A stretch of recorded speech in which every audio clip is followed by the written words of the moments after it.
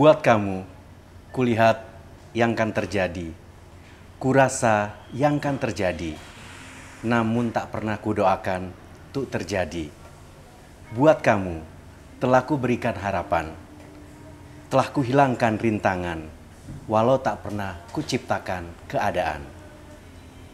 Sekilas cahaya yang pernah bersinar, sepucuk terbang di ribaan, di lubuk hati yang terdalam, terpaksa dan aku berserah. Kau pun terbaik bagiku. Sahabat klasik, kita bersama-sama dari dalam kisah klasik, kilasan sejarah, karya, lagu dan musik.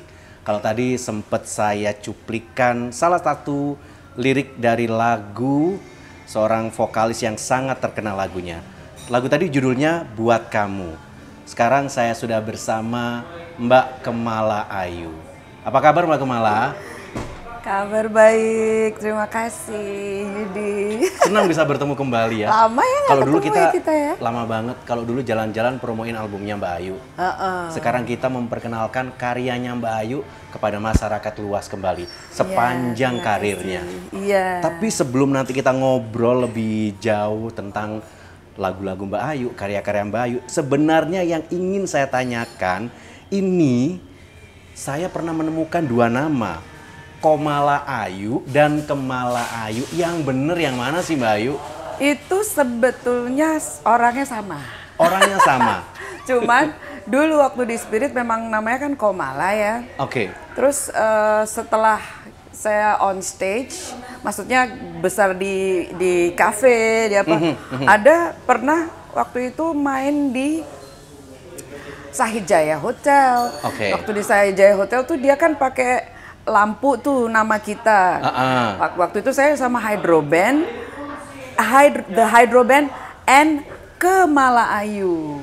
Jadi itu nggak bisa diturunin lagi. Nggak bisa diturunin Jadi lagi. akhirnya orang taunya Kemala Ayu, Kemala Ayu. Ya udah deh pakai Kemala Ayu deh. Kan repot akhirnya. Sebetulnya kok kan susah juga kan. Sebetulnya Komala apa Kemala sih? Akhirnya udah deh pakai Kemala aja deh. Kedengerannya enak juga. Ya udah Kemala. Tapi aslinya memang Komala dulunya. Dulunya memang aslinya Komala. Komala dari lahir ya namanya dari lahir. Komala. Oke, berarti dari lahir Komala Ayu. Kalau boleh tahu lahirnya di mana? Waktu kecilnya seperti apa sih Mbak Ayu? Oke, kecilnya saya itu lahir di Purwokerto. Purwokerto? Iya, Oke. di Purwokerto. Tapi terus umur setahun keluarga semua pindah ke Semarang. Jadi saya besar di Semarang. Oke. Gitu. Jadi dimulai dari situ umur 15 tuh saya udah nyanyi di Semarang. Umur 15 udah nyanyi? Udah nyanyi, dibayar loh Yud. Udah dibayar ya? 3.000. 3.000 perak umur 15? Iya. Tahun berapa sih waktu itu kalau inget? Waktu itu tahun berapa ya? 80, 79, 80. 79, 80 ya? Itu umur 15 tahun? Iya, jadi kalau ada biasanya pagelaran apa gitu atau nyanyi di wedding lah misalnya istilahnya, di wedding. Kebetulan aku tuh beruntung banget ada yang namanya Mas Agus, pemain keyboard yang top gitu ya di sana waktu itu, almarhum kan. Dia ajak aku karena dia seneng jazz. Jadi dia ambil satu dangdut, satu pop, satu jazz, dan selalu aku yang diajak karena zaman dulu di Semarang untuk jazznya. Untuk jazznya. Jadi zaman dulu nggak ada yang bisa nyanyi jazz gitu. Berarti emang dari remaja udah tertarik dengan jazz. Iya, padahal nggak tahu itu jazz yang mana, jazz nggak tahu, pokoknya yang kayak begitu deh. Oh, itu namanya jazz ya. Oke. Jadi cerita kalau mungkin Mbak Ayu inget awal banget notice kalau seorang Komala Ayu ini pengen nyanyi tuh kapan sih Mbak? Wah, itu dari kecil banget tuh Yudi. Dari kecil banget tuh emang udah hasrat nyanyinya tuh, kata yang saya tuh nyanyi terus cuma diem kalau tidur katanya. Jadi saya tuh tiap hari tuh berdendang terus lah ya dari kecil tuh ya. Nah, waktu udah umur 13 baru mulai umur 13 ya. Mulai strong nih, strong nih.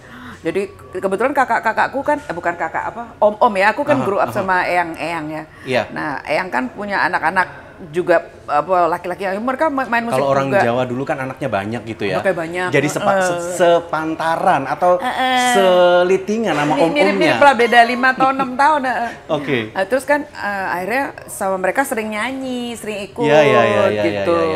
Jadi dari umur segitu loh Yud, tuh 13, 14 tuh udah mulai. Nah dulu tuh di Semarang ada satu kelompok geng. Kalau di sini Jakarta tuh waktu itu Suara Mardika gitu. Suara Mardika di Semarang udah ada. Di Semarang itu namanya Darodox. Darodox terus? Nah Darodox ini ada bandnya, ada pencinta gunungnya, ada apa? Pokoknya macam-macam kegiatan. Ada dance group, ada disco, ada pokoknya semua kegiatan positifnya. Aku ikut di situ, tahu nggak grup bandnya? Apa? Grup Darodox ini. Penyanyinya siapa? Hari Mukti. Oh, Hari Mukti. Nah, aku penyanyi ceweknya. Iya. Tapi nggak selalu ikut karena aku terlalu kecil. Jadi kadang-kadang aja ikut gitu. Jadi tapi udah bareng sama Hari Mukti tuh dari aku masih kecil banget. Berarti bakat bintangnya sama Hari Mukti emang udah dari zaman dulu ya? Dulu ya. Oke. Kalau kita flashback ke tahun 1980 persis. Kita cross check dulu ke Mbak Ayu. Masih ingat album ini nggak sih Mbak Ayu? Aku di sana yang kehilangan bayangan. Lagunya gitu. Lagunya gitu ya. Jadi ini pagelaran cipta lagu kreasi remaja. Iya. Termi Tarema. Ceritanya gimana Mbak Ayu sampai terlibat di sini, Termi Tarema ini? Nah, Termi Tarema ini panitianya itu ada di Semarang. Nah, yang di Semarang itu orang-orang Undip sebetulnya nih. Orang-orang Undip ya. Nah, ini otomatis kan aku udah berkiprah di musik. Sehingga mas-mas itu yang udah gede-gede itu mahasiswa itu ngajak aku yang SMP. Waduh, masih SMP mainnya sama mahasiswa ya? Ada yang naksir mungkin ya? Udah ada. Ada kenangan-kenangan lah. Anyway, terus waktu itu ya aku terpilih untuk nyanyi lagu pemenangnya. Pemenang pertama apa kedua gitu. Kalau saya lihat di album ini, Mbak Ayu itu nyanyi 3 lagu ya? 3 lagu ya, 3 lagu ya. Antara Cinta dan Harapan, kemudian Garis-garis Kehidupan, sama Ilusi. Yang dinyanyiin tadi yang mana?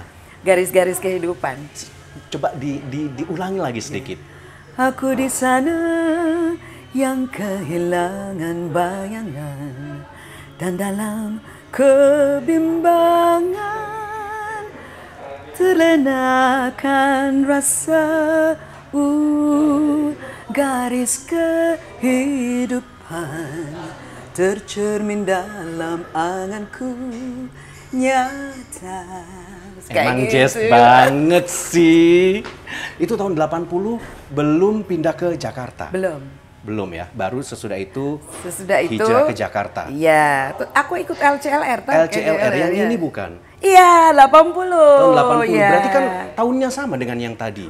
Itu kayaknya memang tumpang tindih tuh tahunnya. Bener-bener sama. Tapi memang dari Semarang kemudian langsung menuju ke Jakarta, Mbak Ayu. Tapi ini belum pindah ke Jakarta. Ini belum pindah, masih bolak-balik. Masih ngelaju kalau kata orang Semarang. Iya. Karena masih SMP, Ikut Dasa Tembang Tercantik ini masih SMP juga. Makanya tumpang tindih tuh ya kan. Tahun 80 terus ada Tarma juga, ada ini juga. Nah, cerita pada saat diundang untuk ikut LCLR ini gimana ceritanya? Nah, ini LCLR ini kan biasanya sebelum-belumnya kan Prambors yang milih penyanyi. Iya. Nah, waktu tahun 80 dia pakai policy lain.